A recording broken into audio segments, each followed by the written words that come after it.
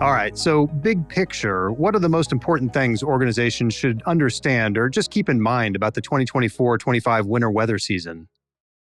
Well, the biggest aspect of this year's forecast is that we're going to be going into La Nina conditions once again in the Pacific. So you're going to hear a lot of news articles talking about what's happening with the water temperatures because it does have a large influence on the weather patterns across North America and the lower 48 of the US. And so with that, we think that there is going to be a lot of weather to be had in the months to come. And some of that is going to be worsening drought conditions over much of the country.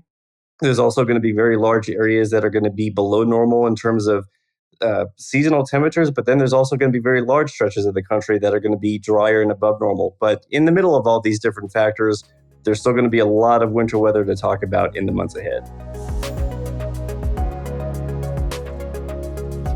So, what are some of the ways that companies can physically prepare their locations for winter weather?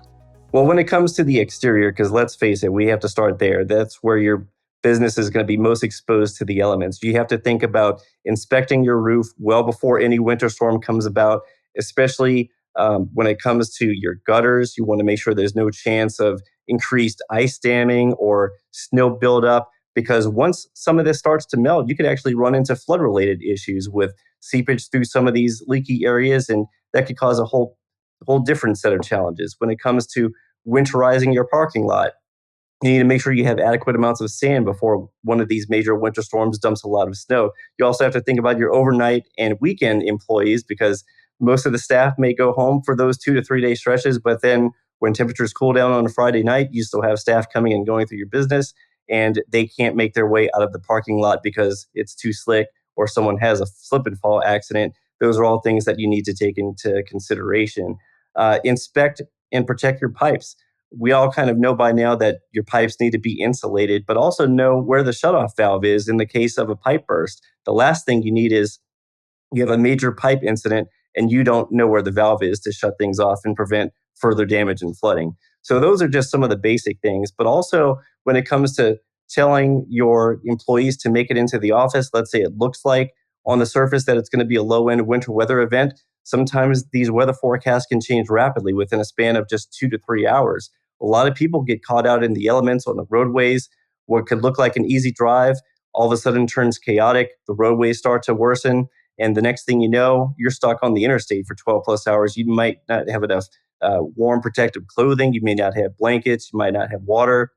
It's always good to have some of these basic necessities in the trunk if you absolutely need to make a lot of frequent travel during the winter months. You never know when you may be stuck for in a prolonged period of time when no one can really reach you. So best practice really is to not just wait for it to happen and then on the fly decide what you're going to do. Just know that it's going to happen. If not this year, next year, or the year after, and have some solid communication plans, and then let people know what expectations are during these types of incidents when things aren't normal. Yeah, absolutely. And then you also want to create some flexibility within the plan, because not all the time do you have 2 or 3 days notice that it is going to be that significant. There's been plenty of what seemed like a lower end winter weather advisory that we wake up to. People are going about their normal business, getting ready for work, and then all of a sudden the forecast escalates between 6 a.m. and 10 a.m.